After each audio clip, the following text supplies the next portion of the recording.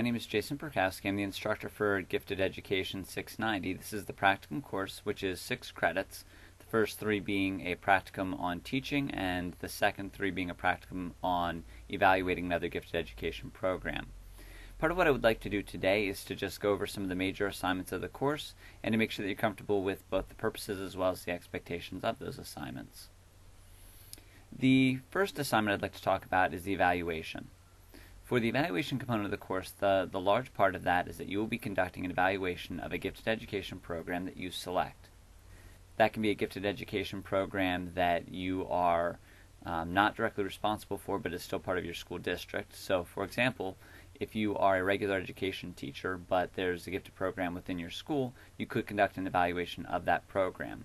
Or perhaps you would do an evaluation of the middle school if you're part of the elementary school program. Otherwise, you can select a neighboring school district and evaluate one of their gifted education programs. If you need a different sort of an opportunity, there is room for flexibility, and I'd simply ask that you contact me with some alternative ideas if you are unable to get access to a gifted program through one of those methods. The second major assignment is going to be a practical teaching experience. For this course, we're asking that you teach 5 hours of gifted education in total. That could be broken up into half-hour, 45-minute lessons, or it could be a series of 1-hour lessons. And there's some flexibility with that based upon the opportunities that are provided to you in regards to finding a group of gifted students to work with. And again, this may be something where you teach the students that are already part of your gifted ed program, or if you're not currently teaching in a gifted ed program, you could certainly look at opportunities to work with other members of the faculty at your school and get access to students there, or to work with a subgroup of gifted students within your own classroom. But the purpose of that is for you to take a topic that particularly interests you that's part of your curriculum and to design it through a tool that we call the multiple menu model. And this is a model that works particularly well for developing curriculum with gifted students, because basically what it asks you to do is to design high-level projects, high-level activities, and to approach the unit in the way that someone who's an expert in that discipline would approach it, while also bringing in your best talents and expertise in the ability to teach your students. And so we're going to be looking at the multiple menu model over the next few weeks as well. You will also be doing a portfolio of educational material. There's a lot of flexibility with this assignment.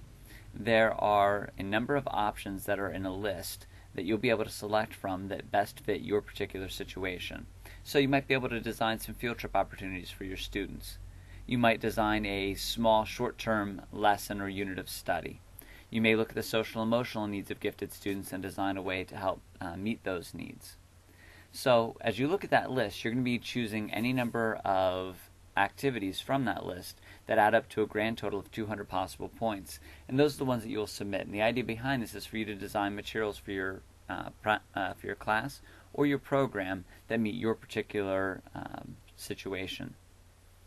You will also be conducting an observation of a particular gifted student and then developing a gifted IEP for that student that will identify that student's present levels of educational performance, that will identify specially designed instructions and goals that are needed for that student, and you will then be conducting a GIEP meeting with that student's parents and their teachers if you're not already in a direct responsible role of being the gifted educator in your school.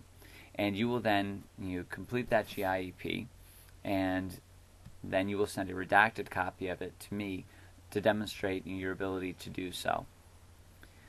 The last part of the course is the discussion boards. Each week you're going to be giving a different prompt to respond to, or an assignment to post that I'd like you to be able to give feedback to each other on.